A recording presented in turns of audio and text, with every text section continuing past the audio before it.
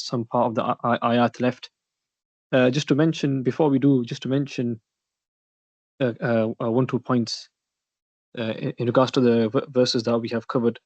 One was in regards to the action, the noble action of migrating from their homes that the youngsters cried out. And under this verses, there is a discussion about this issue of leaving a land where there is, which is basically ruled by disbelievers. So under this discussion, there is some debate amongst different scholars of whether it is permissible for a person to reside in a land which is under the control of the disbelievers. The view I want to put forward is one mentioned by Imam Mawardi, rahimahullah, and he is a famous scholar. You may have heard of him, especially in the realm of siyasa, politics within Islam. He is a notable scholar and individual. So he mentions that as long as a person, of course, obviously the ideal situation is open, is in front of our eyes, what the ideal situation is. But he mentions that as long as it is, a person is able to worship, do his ibadah, then he is allowed to reside in the land. But the next part is the part I want to highlight. He also mentions, which is kind of a qualifier, he mentions that one of the main reasons why this is the case is because by him residing in the land, those people who live in the land who are not believers, is hoped that they will accept Islam. Of course, by their dealings, transactions with the Muslims, and obviously, looking at dawah as a whole. One is the dawah of speech, conversation. That is one aspect of dawah, and one is living by Islam. It's just recently there has been a whole commotion about litter and so on. But, within Islam, the basic form of iman is, as mentioned in the hadith, is to clear something from the path. If a person cannot do this, then what does this say about his iman? And we are all familiar with the many ahadith and in regards to the importance of cleanliness within Islam. So by living Islam is of course one of the biggest forms of da'wah. So Imam Mawardi rahimahullah, he highlights this: the living in the non-Muslim land, what one should aim to be a means of others accepting Islam. So obviously we need to, of course, we live in a non-Muslim land, so we should also assess our kind of lifestyle within these lands on this premise that how are we being a means of people accepting Islam. And of course, if you look into the seerah, when there were two key features of, you could say, da'wah. One is, of course, to invite them to Islam, but also the other aspect or element was of to remove any doubts or misunderstandings. This is also very important when we discuss with people. We also get they may not necessarily accept Islam, but they will understand and appreciate Islam. So by that, this will create a safe environment for the Muslims living within the land. And a great scholar, Allama Zafar Ahmad Uthmani rahimahullah, in his book which deals with the rulings in the Quran, the ahkam, he also supports this view of Imam Mawardi rahimahullah, and he highlights the hijrah of the Sahaba when they went to Habasha in the time when the Muslims were oppressed in Makkah and were finding it difficult to reside in there in Makkah. This is one point I thought I'd mention. Another point I wanted to mention was previously we covered in the ayat in the highest form of iman, which was rabtul qalb, where the ayah mentions وَرَبَطْنَا عَلَى قُلُوبِهِمْ, and we made their hearts firm. That this is the highest form of iman, which means that fear cannot enter the heart anymore, and misguidance can no longer enter the heart. And in other words, you could also understand rabtul qalb as a person no longer has this inferiority complex, where he doesn't deem whether by belief or by practicality Islam to be the ideas of Islam, the methodology of Islam to be superior. So once a person rabtul qalb, he feels, believes Islam to be superior. The thing I didn't mention was that another term that we hear within the Quran, and even in our daily expressions, is the hardness of the heart, which is in the Quran, which is qasawatul qalb. In the beginning chapter of the Quran, Surah Baqarah, ثُمَّ قَسَتْ قُلُوبُهُم is the verse mentioned. And then their hearts hardened. Now this is the opposite of rabtul qalb.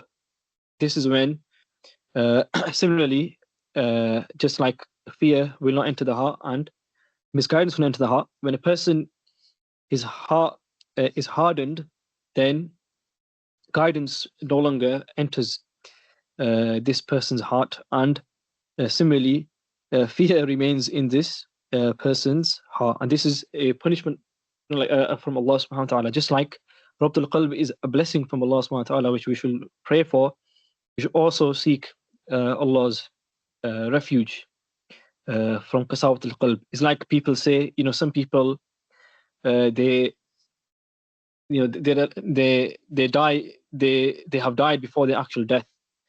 So this is like a form of that. This, they've meaning it's a game over for them due to their own shortcomings, that they have been punished in this form. Then guidance will no longer enter the hearts. So we should also, make a habit of reading this dua, that Allah subhanahu wa ta'ala, He makes our hearts firm and saves from the hardening of our hearts. Now, to finish now, moving on to the verses, we were towards the end of the verse number 15. فَمَنْ أَظْلَمُ مِمَّنِ افْتَرَى عَلَى اللَّهِ كَذِبًا.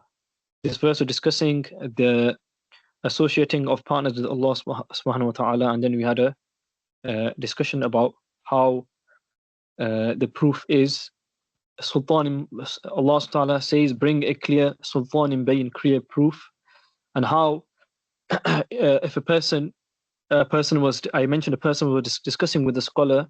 He was a Christian who believed in Trinity, and he asked for proof why Trinity cannot be correct. And the scholar mentioned to him that we both agree on one, and you are claiming three, even though you say three in one. So the proof is on you. Just like if I have a pound in my pocket and then you claim I have £3, we are both agreed that I have a pound. You are the one who's claiming I have 2 more pounds. So it's upon you to bring the proof. So similarly, in the ayah is mentioning bring clear proof. And who is more oppressive than the one who مِمَّنِ افْتَرَى عَلَى اللَّهِ كَذِبًا, the one who fabricates lies to Allah subhanahu wa ta'ala. The word, if you look at the word dhulm, oppression. So oppression is, he has a many there are many connotations to the word dhulm. Obviously, when we hear oppression, we may think of specific action, specific scenario playing out in our mind. But if you look at the definition of dhulm, it's not giving something its due right. So of course, if you look at there are many rights in the world that Allah has placed for us. But if you look at what the greatest right is, the greatest right, of course, is the right of Allah subhanahu wa ta'ala, i.e., to recognize Him being Allah subhanahu wa ta'ala, being our creator, our only creator, who is sustaining the entire existence and who has sent us here for a test. Just recognizing this is the greatest right upon us, and there could be no greater oppression than not giving this right its due. Now we're moving on to the next ayah, which is carrying on now with the incident, the story of the people of Kahf, people of the cave. وَإِذِ اعْتَزَلْتُمُوهُمْ وَمَا يَعْبُدُونَ إِلَّا اللَّهَ فَأْوُوا إِلَى الْكَهْفِ يَنشُرْ لَكُمْ رَبُّكُم مِّن رَحْمَتِهِ وَيُهَيِّئْ لَكُم مِّنْ أَمْرِكُم مِّرْفَقًا. And when you have turned away from them, once these people, they of course professed their iman in Allah subhanahu wa ta'ala in an unwaveringly manner. Now they sought refuge in order to protect themselves from the oppression. فَأْوُوا إِلَى الْكَهْفِ, then seek refuge in the cave. And what will Allah subhanahu wa ta'ala do for you? يَنشُرْ لَكُمْ رَبُّكُم مِّن رَحْمَتِهِ, and your Lord will extend His mercy for you. وَيُهَيِّئْ لَكُم مِّنْ أَمْرِكُم مِّرْفَقًا, and He will provide you ease. Mirfaqa, ease in your amrikum, in your matters. So of course, once you are against not only a society, but only a society, but a society that is ruled by a oppressive ruler who will do anything to put down any sort of a rebellion, whether it be correct. A person's life is a person's life is at stake. This is why we find in the hadith of the Prophet ﷺ, where the best form of jihad is speaking the truth in front of a tyrant king, a tyrant leader, and this is because it's very a person has slim chances. It's extremely unlikely that he will survive this ordeal when he is in such a scenario. The Allah subhanahu wa ta'ala is, in other words, the ayah is mentioned the ayah that when this happens, and of course you're no longer in the in the favor of and in the favor of the king, in your eyes mercy, all kinds of comfort is cut off from such an individual. And we can see in our modern world as well how there are boycotts, sanctions, and and along these lines, the things that happen, a person is cut off. Then they are being told that what you need to do is rely on the rahmah. When this happens, when a person fears being cut off from the apparent comfort, he needs to rely on the rahmah of Allah subhanahu wa ta'ala, the mercy of Allah subhanahu wa ta'ala, and who will provide means for him, will provide means that will make his situation easy. Min amrikum mirfaqa, make his matters easy. Now, another thing before we do the next ayah, the next ayah deals with the location of their cave, and how Allah subhanahu wa ta'ala carried out different means of protection for his beloved servants. So the ayah number 17, وَتَرَى الشَّمْسَ إِذَا طَلَعَتْ تَزَاوَرُ عَنْ كَهْفِهِمْ ذَاتِ الْيَمِينِ وَإِذَا غَرَبَتْ تَقْرِضُهُمْ ذَاتَ الشِّمَالِ وَهُمْ فِي فَجْوَةٍ مِّنْ ذَلِكَ مِنْ آيَاتِ اللَّهِ مَنْ يَهْدِ اللَّهُ فَهُوَ الْمُهْتَدِ وَمَنْ يُضْلِلْ فَلَنْ تَجِدَ لَهُ وَلِيًّا مُرْشِدًا. Now the ayah is painting the whole picture that with the Rashamsa, you will see the sun when it rose, turning away from their cave. Tazawur kahfim, turning away from their cave. That mean towards the right. وَإِذَا غَرَبَتْ, and when it set, it bypassed them towards the left. That is shimal. So the location of the cave was such that the sunlight will not enter the cave, and the Mufassirin they have explained this in a manner that the openings of the cave were not in the direction of the setting and the rising of the sun, hence why it bypassed تقرضهم, it bypassed, and tazawru, turned away from the cave, which resulted in no sunlight entering. And of course, if there was constant sunlight on the bodies, this will cause them harm, and the whole point was to protect them and give them comfort. There's and also there's so the location was such in such a manner where the sunlight, the bottom line is sunlight will not enter. There's also another understanding where some of us mentioned that it's not necessary that the cave was in such a location that Allah directed them to such a location where the sunlight will not enter. There was a possibility of the sun entering. However, it was from the ayatillah, from the signs of Allah subhanahu wa ta'ala, where He made sure it do not enter the cave. From the Quran, like a blessing from a miraculous action of Allah subhanahu wa ta'ala. In any case, the bottom line is that Allah made a means of protecting them from the sunlight. ذلك من آيات الله sorry وهم في فجوة من, and they were lying in the hollow part of the cave. So a person may be protected from harm, may have sought refuge in a place, but it could be at times a small area, where a person can feel claustrophobic. And of course, this is not the case here. It was a wide, expansive place where they were resting, and due to this expansive place, it was also possible for there to be an airflow. And of course, airflow makes a person's sleep even more, a resting place even more enjoyable. ذلك من آيات الله. These are from the signs of Allah.